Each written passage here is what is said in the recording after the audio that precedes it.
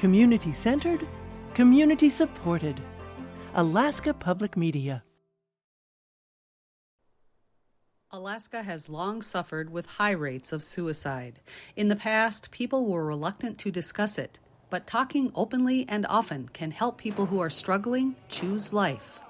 My uncle told me that if I'm going through some stuff and I can't talk to nobody, I can always go out in the tundra and start talking to the tundra or the rocks or anything there. What are some of the other tools to help people connect and advocate for their own well-being and health? We'll discuss it right now on Alaska Insight.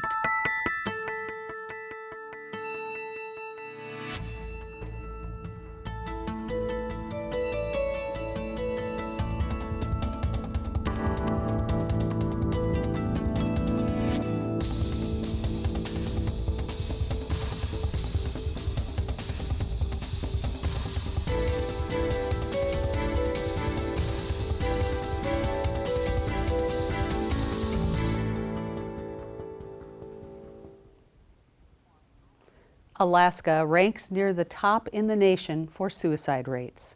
The work to lower the number of Alaskans who take their own lives has been going on for decades in our state, and through the years, the research into how to best help people overcome their darkest days and thrive has evolved from a time of silence to the realization that open discussion and reaching out to others helps.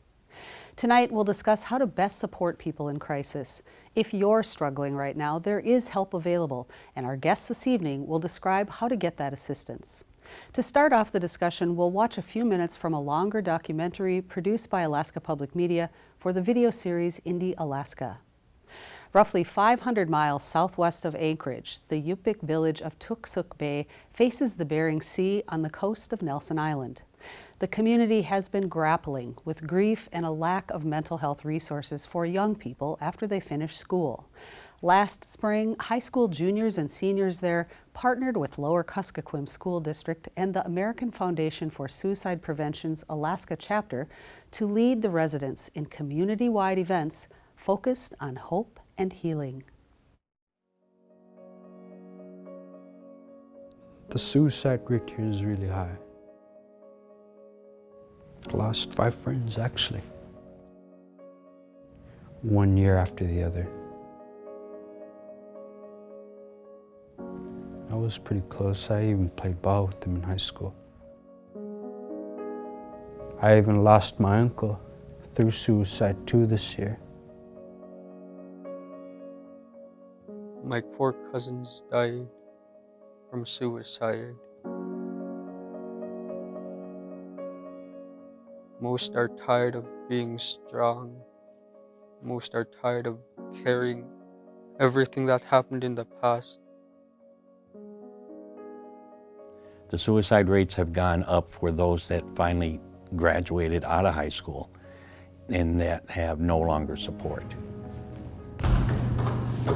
I've been working with the school district for 19 years. I travel to 7 different villages. With the villages I have a little over 658 students.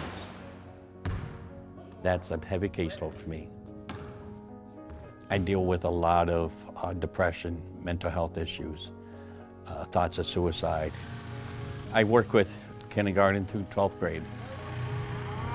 The graduates are able to give me a call, or when I'm in the village, they can come in and stop in and see me, but most of them after that, they lose the support from the school and they start their own path.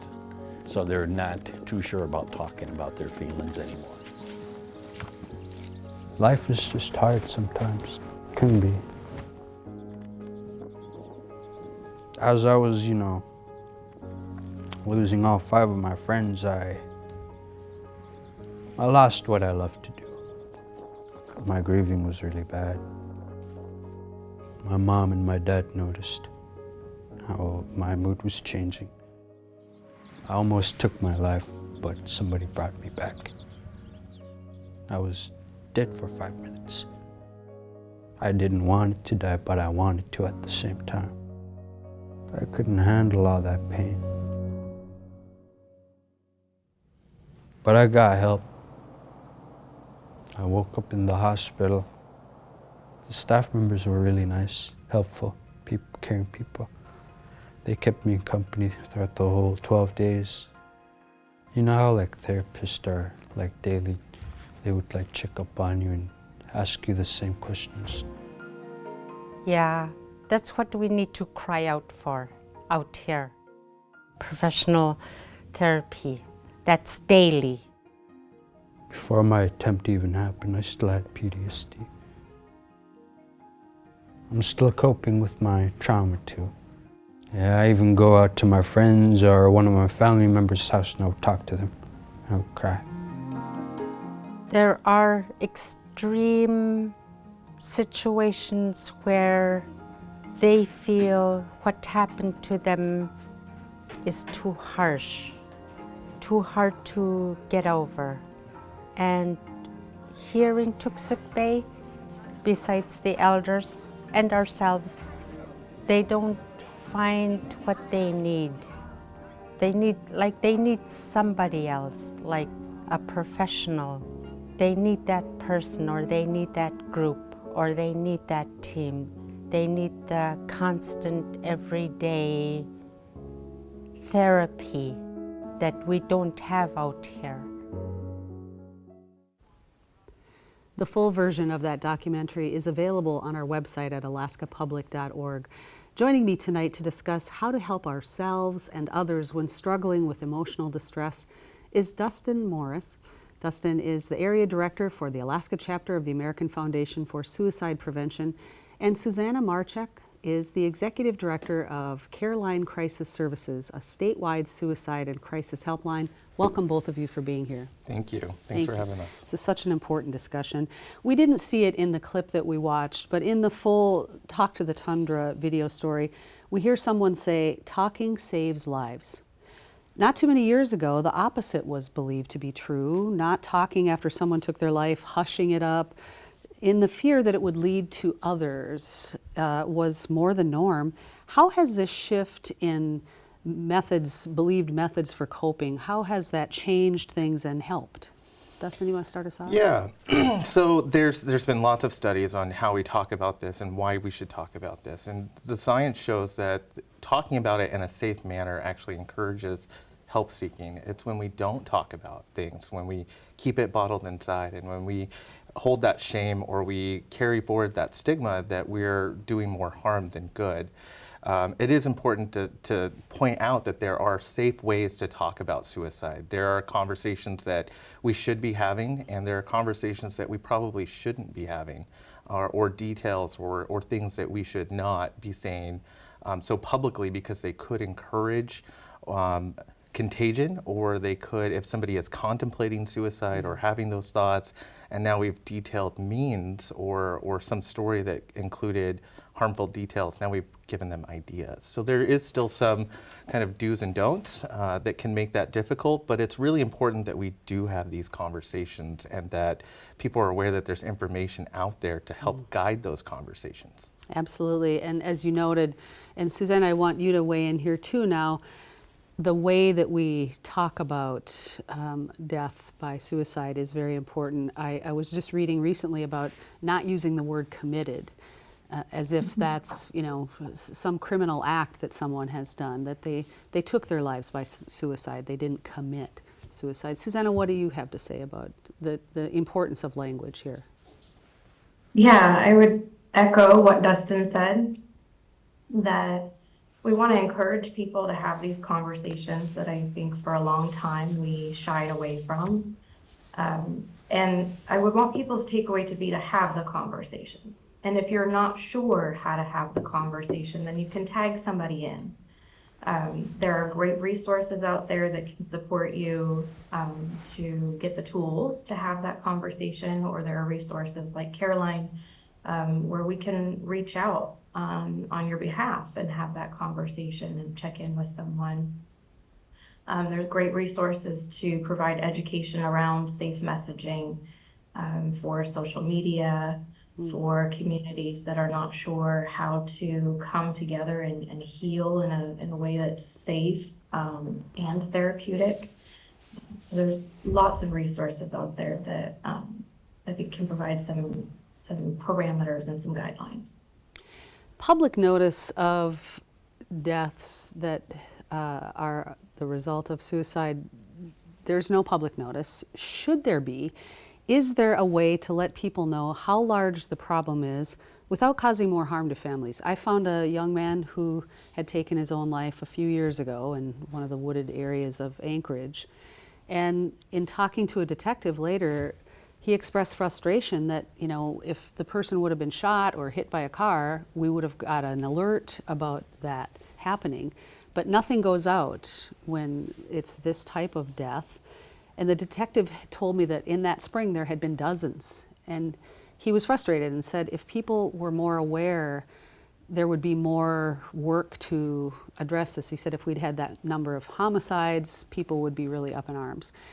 Is there, what are your thoughts, both of you, about that? We don't want to cause more harm to families who are already grieving, but it does seem like if people were more aware, more attention would be paid to this very serious issue. Sure. There's certainly ways to go about that, and more attention does need to be brought up. This conversation today is a great example of how to have those conversations, how to facilitate that and bring awareness to the public, but also respecting the privacy of an individual, the circumstances. Suicide is very complex. There's no one reason that someone takes their own life. And so to be able to craft that into a story that is meaningful and impactful is extremely challenging. And your day-to-day as a journalist, as a storyteller, I can only imagine how difficult that is already. And then you add the layers and complexities of a suicide on top of that.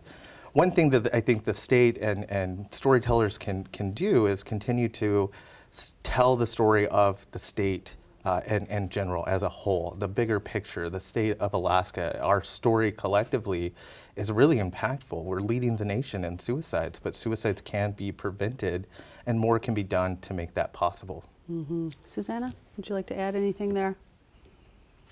I mean, I think Dustin said it beautifully. I'll echo a lot of what he said. And also, you know, one suicide loss is too many.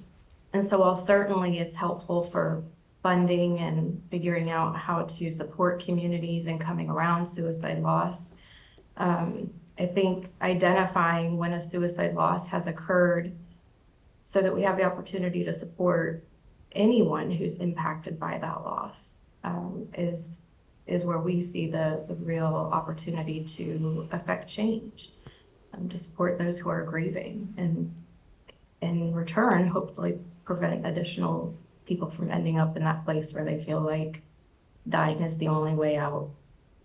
And Susanna, following up with you, as we know, anyone can suffer at some point in their life from loneliness, depression, anxiety, or feelings of despair, but some people are at much higher risk. Who in Alaska is at the higher risk, and what are some of the reasons why? Like Dustin said, why people die by suicide is such a complex issue. We know that the research shows that people who are most at risk are those who are experiencing some kind of often diagnosable and treatable mental health condition. When we add in substance misuse, that certainly can increase risk. Experiencing loss to suicide can increase risk. But the beautiful thing about all of those quote unquote risks is that healing is possible, recovery is possible. Dustin, you mentioned that 80% of Alaska doesn't meet federal guidelines for mental health services. What does that mean, especially given that Alaska is near the top in the nation for rates of violence and suicide?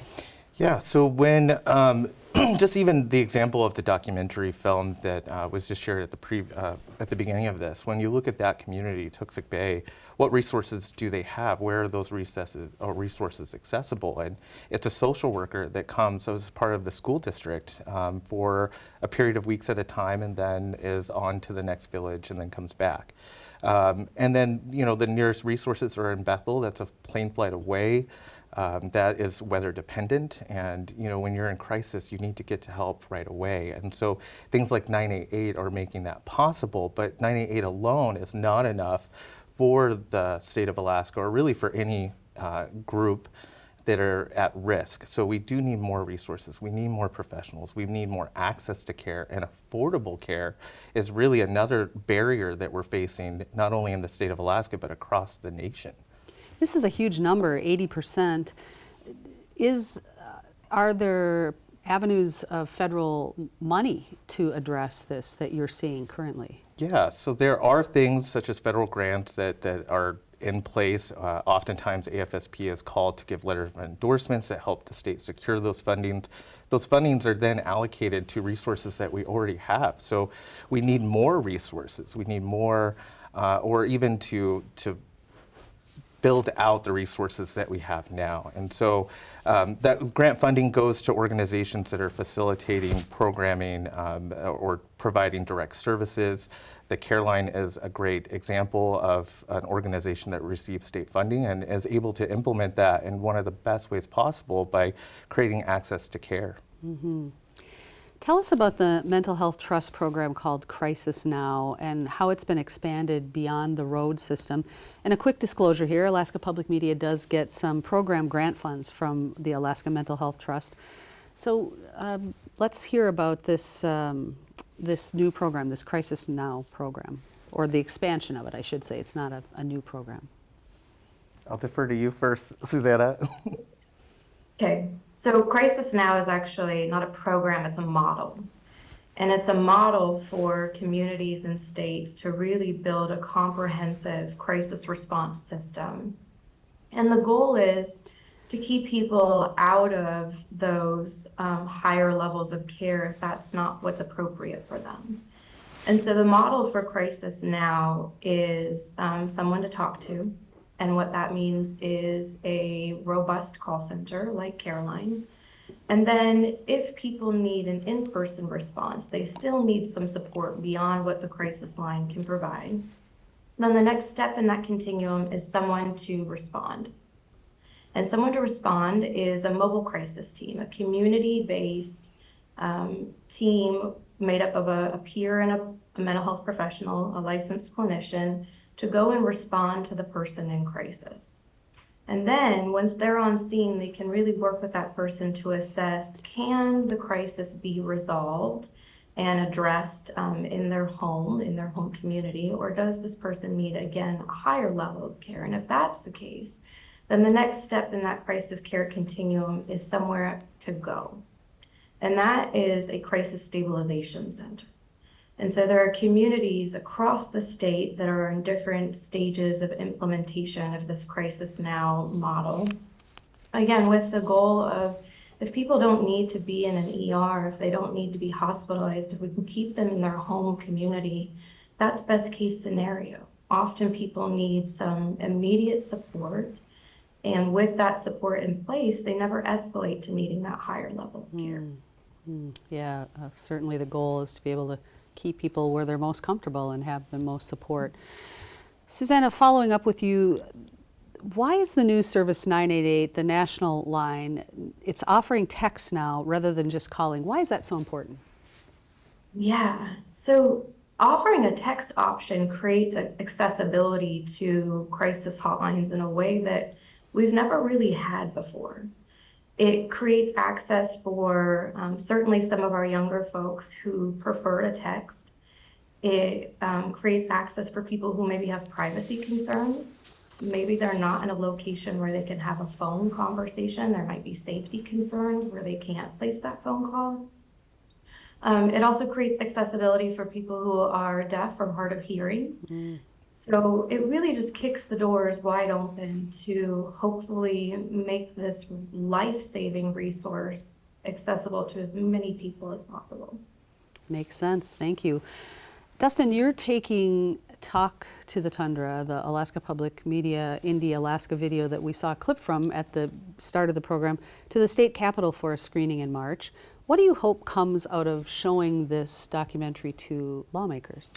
Yeah, so it's a big deal to take a film like this and present it to our lawmakers. Oftentimes, lawmakers are kind of hyper-focused on what's happening in Juneau and big things that are making headline news, and oftentimes that doesn't include many of the things that are going on across our state. And so to bring awareness, to educate the folks, and to showcase a place that many people have never been or understand really brings the significance of the importance of addressing suicide, not just in our urban communities where many of our elected officials are from, but also in those remote places where the circumstances are quite different and they are not always easily understandable until you've been to a place. But having a film that really shares that story, the experiences, I think brings awareness that we couldn't do without it. Yeah, that is makes a lot of sense. Does, Susanna, turning to you, does 988 offer a variety of languages for the call center?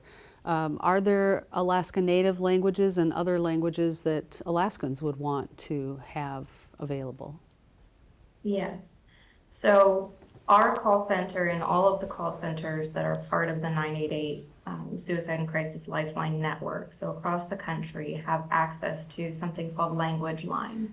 And so we have access to over 200 different languages, interpreters for 200 languages. I would say, in my opinion, Alaska Native Indigenous languages are underrepresented, but there are a few that are captured within that resource. Okay.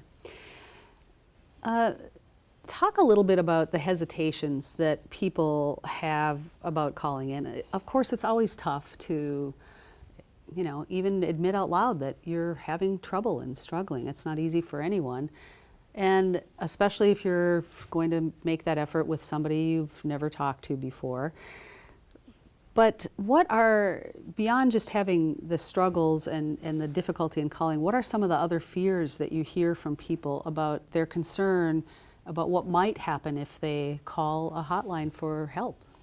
Yeah, so in my line of field, especially when 988 first launched and became widely available, one of the pushbacks where people were under the assumption that the calls were being tracked, that if you identified yourself as a member of the BIPOC community or if you identified yourself as queer in any spectrum, that someone would come to your door, to your place, wherever you were, and arrest you or institutionalize you. And however, that's the furthest from the truth. Sure. These calls are not traced. More often than not, we don't even have the technology to do that. They're confidential. People have to identify themselves and tell people where they're at. And I believe it's less than 1% of the phone calls even have law enforcement go out to a scene. So there's lots of barriers there and misunderstandings of what the helplines are there for, what the crisis lines are do, and how what happens after you end the call, I think, are still a lot of the stigmas and misnomers out there that we're trying to address. Suzanne, I see you nodding your head in agreement there. Do people fear that they could be, you know, you mentioned legal concerns. Are they also concerned that just expressing that they are feeling vulnerable and at risk, do they fear that there could be legal consequences somehow because of that? Absolutely. Yeah, it's, I think, a top concern for a lot of people, and it's a barrier to them then reaching out and accessing care and support. The statistic that's been shared is true. We dispatch on less than 1% of our calls, and it's only after everything else that we know to do has not been successful in keeping this person safe. Another misnomer that we hear, a lot of people tend to count themselves out. They think, I'm not in crisis enough.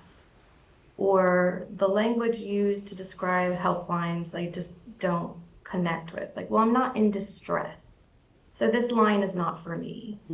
And if there were one takeaway, I would want people to know that this line is for them. This line is for you, this line is for me. Like you said earlier, I would argue that everyone hurts, everyone needs support, everyone is worthy of accessing support.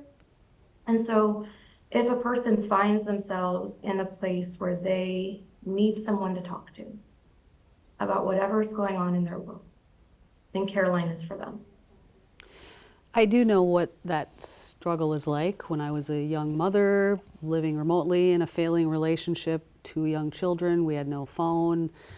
And I saw no way out and thought about taking my own life, and obviously chose life for my children and myself. But I know that a lot of people find themselves in those circumstances.